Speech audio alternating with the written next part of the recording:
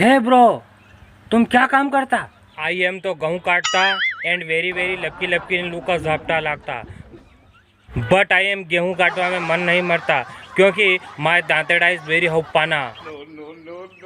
I am two time दपोरी करता, नोट जक लेता। फर्स्ट टाइम दपोरी करता तो चनिक बार रुकता, चा पानी पी के फिर मंड जाता। एंड सेकंड टाइम दपोरी करता तो हड़मा आंबा के पिंदे नींद काटता। एंड यू, तुम क्या काम करता? मी तो हवेर पेली कूड़ा की ओर जाता एंड लहसुन उपाड़ता, लू का झपटा भी लागता, वेरी हाउ तपता। बट आई एम नॉट मन मारता एंड वेरी लपकी लपकी ने लहसुन उपाड़ता ने वन टाइम दपोरी करता।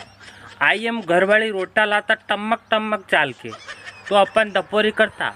रोटा खा के दो जना भिड़ जाता, दो जना भिड़ता ने वेरी हाउ लहसुन उपाड़ता ने एक जगह ढंगले कर देता। फिर हाथ का 6 बजे दो गोइंग टू घरे की ओर आ जाता, फिर हवर पेली वही काम करने लग जाता। तो हमारा